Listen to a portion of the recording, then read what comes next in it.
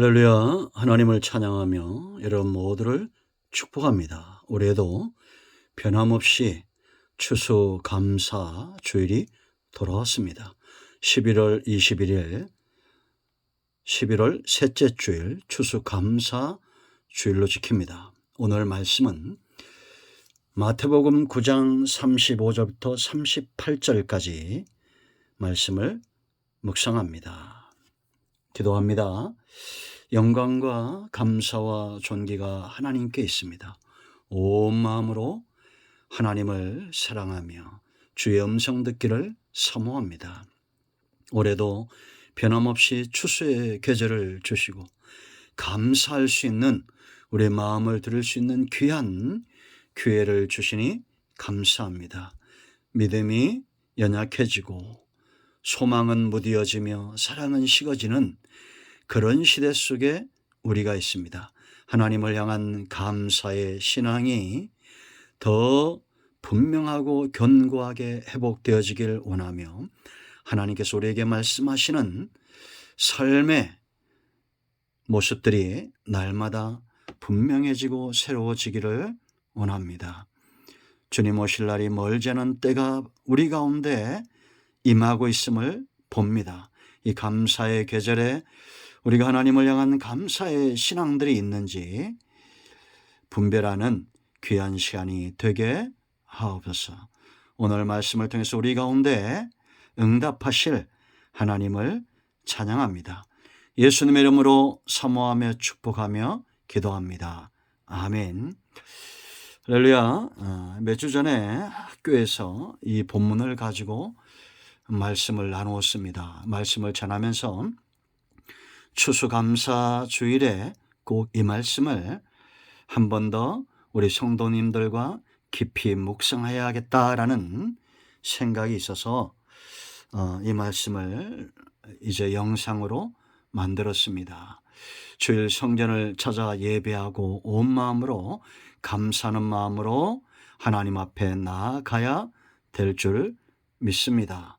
여러분 35절 말씀을 보면 우리가 이 말씀이 낯설지가 않습니다. 왜 그러냐면 예수님이 공생애를 시작하면서 계속 반복해서 이 세 가지 사역을 하셨고 지금까지 교회 역사 가운데 그들이 성령에 붙들림 받고 하나님의 말씀에 온전히 순종할 때는 이 사역들이 균형을 이루고 이 사역에 철저하게 순종했던 그런 시기였다라는 겁니다. 우리 한국교회도 마찬가지입니다. 복음이 들어오는 초창기에 선교사님들은 말씀이 어눌했잖아요. 말씀이 어눌하고 그래도 그들이 가가호 전국 곳곳을 다니면서 어눌한 말로 성경을 가르치고 천국 복음을 전파하고 듣든지 아니 듣든지 천국이 복음이 무엇인지 모르는 자들에게도 그것을 타협하지 않고 전파하고 모든 병과 모든 약한 것을 고치는 연약한 자 긍휼이 필요한 곳에 교회와 성도들의 관심이 있었다라는 겁니다. 그런데 지금 한국교회는 과연 이 사역들의 균형을 이루고 있을까요? 가르치는 사역을 잘합니다. 천국 복음을 전도하는 일은 우리가 어떠할까요? 병든 자 모든 약한 자들을 돕고 그들을 치유하는 사역은 또한 어떠합니까? 여러분 마음에 어떤 마음이 있습니까? 의사가 환자가 오는 것을 귀찮아하고 의사가 환자를 치유하는 것을 귀찮아 않다 말이 되지 않습니다. 그러면서 우리는 입술로 믿는 자에겐 능치 못함이 없다고 말하고 하나님은 전지하고 전능하다고 말합니다. 무엇인가 크게 문제가 있다고 생각하지 않습니까? 교회는 여전히 성경을 가리켜 무지한 영혼들을 깨우쳐야 되고 하나님의 나라가 이미 우리 가운데 임하였고 예수님이 다시 오신다는 약속의 말씀이 징조 가운데 분명해지고 있으며 예수님이 급히 오신다고 했던 말씀들을 우리가 믿는다면 타협하지 않고 지옥 갈 백성들에게 천국 복음을 전파해야 됩니다. 그리고 여전히 우리 가운데 병든 자, 연약한 자, 죄인들이 있다면 그들을 찾아가 우리에게 임한 능력으로 치유하고 회복하는 일들을 감당해야 된다라는 겁니다. 우리는 숱한 간증들을 가지고 있습니다. 그러나 그것이 과거가 되지 않고 현재 진행형으로 나타나야 됩니다. 이 사역들이 왜 중요한가 하면 38점을 말씀을 보면 그러므로 추수하는 주인에게 청하여 추수할 일꾼들을 보내주사라 그랬습니다. 예수님의 사역을 한마디로 추수하는 사역이고 그 추수의 방법들로 이 사역들을 감당했다라는 것입니다. 여러분, 그렇다면 이제 우리가 농부가 마치 추수하듯이 그렇게 예수님의 사역을 감당하는 교회가 되고 있다면 이 추수 사역의 가장 중요한 것이 무엇일까요? 이것이 신천지와 다른 것입니다. 신천지들은 추수꾼을 가장해서 교회 안에 들어옵니다. 극히 잘못된 거죠. 왜냐? 제가 왜 문제가 있다고 그랬습니까? 우리 성도님들은 분명히 알고 계시죠? 양은 죽을 때까지 한 번도 육식을 탐하지 않습니다. 양이 양을 잡아먹거나 양이 염소를 잡아먹거나 양이 이리를 대적하여 싸워서 이기거나 그들을 잡아먹거나 하지 않습니다. 양은 오직 꼴을 탐합니다. 목자의 음성을 분명히 합니다. 그런데 여러분, 이리는 죽을 때까지 양을 탐하죠. 그러니까 이만희와 그 추종자들이 교회를 탐하고 있는 거예요. 그들은 일입니다. 늑대입니다. 속지 말아야 됩니다. 여러분, 이런 이단들이 많이 나타나고 있다는 것은 알곡이 지금 연글고 있다는 겁니다. 이거를 사탄은 너무 잘합니다. 추수의 때에 여러분 보세요. 들에 오곡백화가 익어가면 새며 짐승이며 그걸 탐하잖아요. 그런 것처럼 이제 복음이 완숙기에 이르고 교회마다 구원 얻기로 예비된 심령들이 돌아오고 온전한 풍년의 모습이 우리 가운데 나타날 때에 이런 이단들도 발행한다라는 겁니다. 여러분, 추수는 풍년 들어야 됩니다. 단지 교회만 사람들이 오는 것이 아니라 어떤 바람이 불어도 그 바람에 날아가지 않는 알곡 같은 바람이 불수록 오히려 주인의 품하로 몰려드는 알곡 같은, 여러분 키질 알잖아요. 키를 착착착 치면 알곡은 자꾸 안으로 들어오고 가라지는 날아갑니다. 풍년 들었다는 것은 이런 알곡 같은 성도들이 교회마다 넘치는 그런 시기가 온다라는 겁니다. 그럼 이제 우리는 생각해야 됩니다. 이렇게 우리가 추수의 계절을 맞이하고 감사의 계절이 올 때 가장 중요한 세 가지가 있습니다. 그 첫째는 바로 주인입니다. 주인. 오늘 38절 말씀 보세요. 추수하는 주인에게 그랬습니다. 주인이 추수한다. 이 주인은 누굽니까? 전지하고 전능하신 하나님을 이야기합니다. 다시 말하면 하나님은 절대 실수함이 없고 알곡으로 추수되어야 될 영혼을 한 명도 잃어버리지 않는다. 요한복음 6장 39절입니다. 그렇지 않겠습니까? 하나님은 전지하고 전능하실 뿐만 아니라 여러분 이사야 42장 3절에 뭐라고 말합니까? 상한 갈대를 꺾지 않고 꺼져가는 등불을 끄지 않으시는 분이다라는 겁니다. 이것이 우리의 모습입니다. 우리는 상한 갈대와 같이 연약한 존재고 꺼져가는 등불처럼 끄름 많고 죄로 거슬려 있는 인생들입니다. 그럼에도 불구하고 하나님은 그들을 잃어버리지 않을 겁니다. 찾아내어 반드시 알곡으로 삼을 것이다 라는 겁니다. 여러분, 아무리 좋은 씨를 가지고 있고 아무리 많은 땅을 가지고 있다 할지라도 농부가 지혜롭지 못하고 어리석으면 다 망치는 겁니다. 요한복음 15장 1절에 내 아버지는 농부라고 말했습니다. 아들까지 아끼지 않고 이 땅에 보내시는 분이고 사람이 아무리 뛰어나도 어떻게 하나님의 모사가 되며 하나님보다 지혜로울 수 있겠습니까? 모든 것이 협력하여 주인 되신 하나님의 뜻을 이루게 될 것입니다. 그러므로 여러분, 추수의 계절이 돌아오고 알곡들이 돌아올 때 하나님이 일하고 있음을 보시기 바랍니다. 믿으시기 바랍니다. 저와 여러분이 어떻게 이렇게 복을 누리며 어떻게 이렇게 변화되었습니까? 지혜롭고 능력 있고 사랑 많고 긍휼이 깊으신 하나님으로 인하여 오늘 저와 여러분이 이전보다 더 나은 모습으로 변화되고, 이전 것은 지나가전에 보라 새 것이 되고, 그리스도로 옷 입는 백성, 이 세대를 본받지 않는 알곡으로 하나님의 뜻을 분별하는 알곡으로 변화되어지고 있다는 겁니다. 누구 때문입니까? 하나님 때문입니다. 그러므로 여러분 감사하시기 바랍니다. 두 번째 중요한 게 뭐겠어요? 바로 밭이겠죠. 우리가 추수해야 될 이 밭에 자라고 있는 사람들의 상태를 보라는 것입니다. 37절 말씀 보면 주님이 말씀하시는 거예요. 37절 말씀 보세요, 여러분. 이에 제자들에게 이르시되 추수할 것은 많되 일꾼이 적다. 지금 주님은 정확하게 추수되어야 될 이 사람들을 정확하게 판단하고 있잖아요. 추수의 때가 되었다는 겁니다. 일꾼이 이걸 모르면 어떡하겠어요. 그런데 이게 많다. 이 많은 사람들의 상태가 어떻다는 겁니까? 36절. 우리가 복음을 전하고 가르치고 치유해서 하나님이 기뻐하는 알곡으로 만들어야 될 이 사람들이 어떤 상태인가가 36절에 있어요. 무리를 보시고 불쌍히 여겼다는 겁니다. 왜냐? 하반절에 그들이 고생하고 기진하고 있다. 지금 추수되어야 될 사람들이 고생 가운데 기진했다는 겁니다. 왜? 목자 없는 양같이 고생했다. 목자를 떠났기 때문입니다. 아직 목자를 발견하지 못했기 때문에요.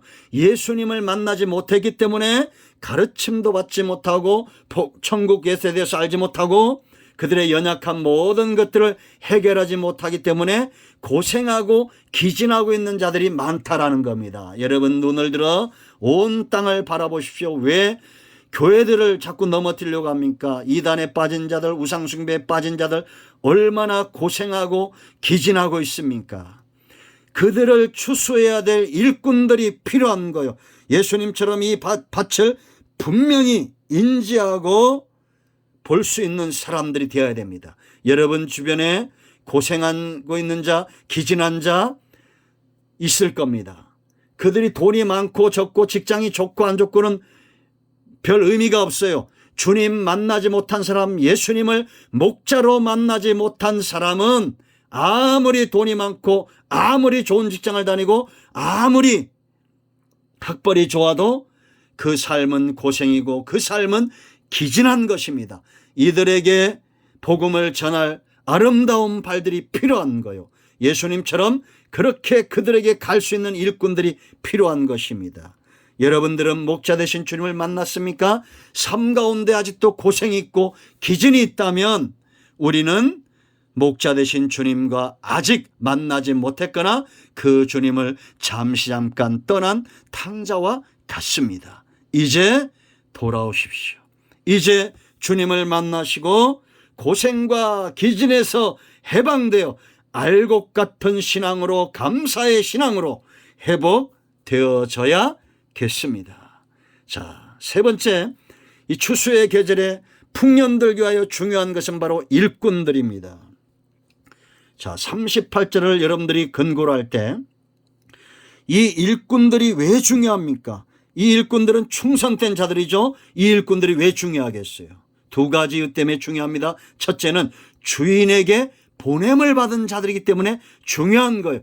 이들이 얼마나 힘이 있고 얼마나 능력 있고 그것은 차후의 문제입니다. 중요한 것은 추수하는 주인에게 청하여 추수할 일꾼들을 보내줘서 하나님께서 우리의 기도에 응답하시고 일꾼들을 보내주신다라는 겁니다. 여러분 이런 간증들이 있을 겁니다. 저는 이런 간증들을 많이 들었던 사람이고 그런 것들을 이야기하면 좀 부끄러운 부분들도 있어요. 그러나 여러분 오늘 저와 여러분이 만나는 모든 사람들 가운데 하나님이 만나도록 우리 가운데 만남의 축복으로 보냄을 받은 자들이 있다는 겁니다. 그들은 얼마나 귀하겠습니까? 그러나 여러분 우리가 잘 아는 대로 바울이 디모데전서에서 말하는 대로 성령이 밝히 말씀하시길 후일에 어떤 이들이 사장을 보세요. 여러분 믿음에서 떠난다는 겁니다.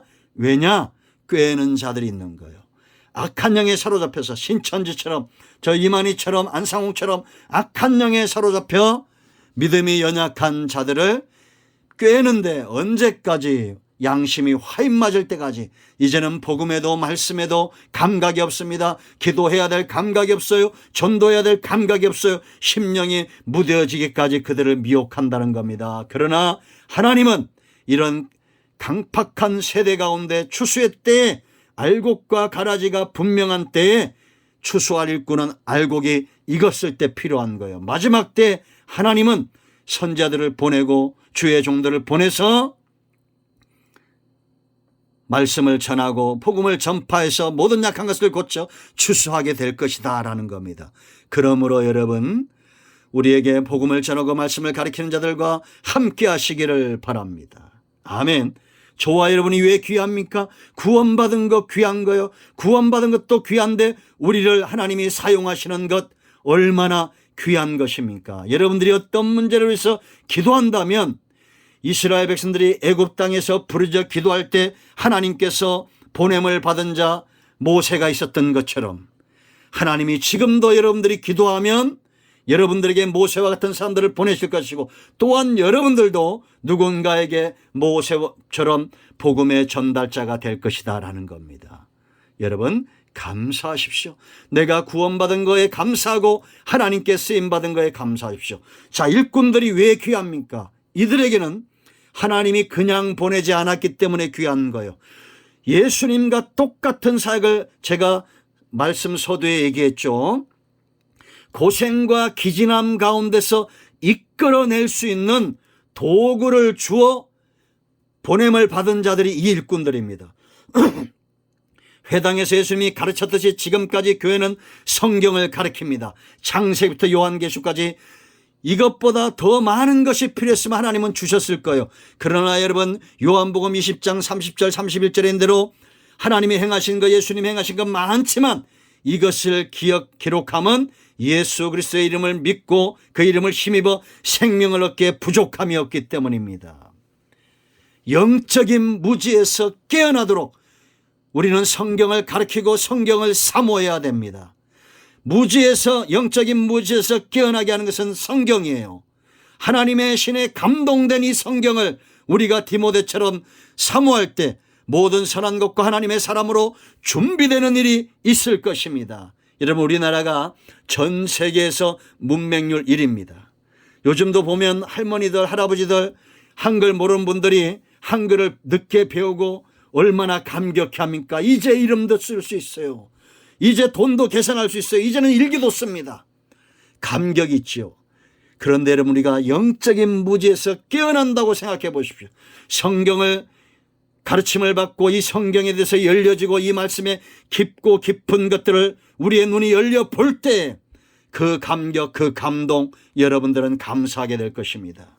그런가 하면 우리에게는 지옥 갈 사람들을 이끌어낼 복음의 능력이 있습니다. 우리가 타협하지 않고 예수님이 그리스도입니다, 예수 믿어야 천국 갑니다 선포하면 그 말씀의 능력이 지옥으로 떨어지는 영혼들을 이끌어낼 거예요. 그런가 하면 우리가 마태복음 10장에 있는 대로 모든 병든 것과 악한 영을 쫓아낼 권세가 성령 안에서 우리 가운데 주어졌다는 거 왜 모르십니까? 한국교회는 이 세 번째 사역이 약하죠. 여러분, 왜 그렇습니까? 사용하지 않기 때문입니다. 이제 여러분들 손을 들어 예수 그리스도의 이름으로 모든 약한 것들을 치유하고 병든 자를 치유하며 귀신을 내어 쫓는 일에 쓰임받기를 축원드립니다. 일꾼이 귀합니까, 안 귀합니까? 여러분 보세요. 온 땅의 추수의 계절입니다. 주인 되신 하나님이 귀하고 이 밭에 지금도 고생하며 기진하는 영혼들이 있어 귀하고 그들을 이끌어내야 됩니다. 그리고 일꾼들이 귀합니다. 하나님께 보냄을 받은 자, 고생하고 기진한 자들을 이끌어낼 수 있는 능력에 사로잡힌 이 일꾼들이 이 영상을 접하는 여러분들 가운데 일어나기를 축원드립니다. 이 감사의 계절에 예수 그리스도의 이름으로 여러분 모두를 축복하며 우리 가운데 모든 악한 것들과 사단의 역사가 묶임을 놓고 떠나갈 것을 선포합니다. 기도합니다. 하나님 예수 그리스도의 이름을 의지하여 기도합니다. 이 말씀을 듣는 모든 주의 백성들이 회복되어지고 변화되어지는 역사가 있게 하시고 하나님이 기뻐하는 일에 쓰임받게 하옵소서. 우리 가운데 병든 자, 마음이 상한 자, 이 감사의 계절에 감사를 잃어버린 모든 주의 백성들을 회복시키시며 감사의 삶으로, 신앙으로 나오는 은혜가 있게 하옵소서. 주님 앞에 설 날이 멀지 않았습니다. 이 기회가 지나갈 때 놓치지 않게 하시고, 예수 그리스도로 옷 입고 이제는 보냄을 받은 자로 말씀을 가르치며 전파하며 모든 것들을 고치는 일에 소명받은 자로 쓰임받는 은혜가 있게 하옵소서. 예수님의 이름으로 마음껏 사모하며 축복하며 치유하며 기도합니다. 아멘. 할렐루야. 응답되었습니다. 축도합니다. 이제는 우리 주 예수의 크신 은혜와 하나님 아버지의 큰 사랑과 성령의 일통 충만 치유 회복하심의 역사가 이 영상을 접하여 은혜를 삼하는 모든 주의 백성들 위해 주 오실 그날까지 쓰임받기 원하는 주의 백성들 위해 이제부터 영토록 함께 있을 지어다. 아멘. 할렐루야. 하나님께 영광 돌립니다. 아멘.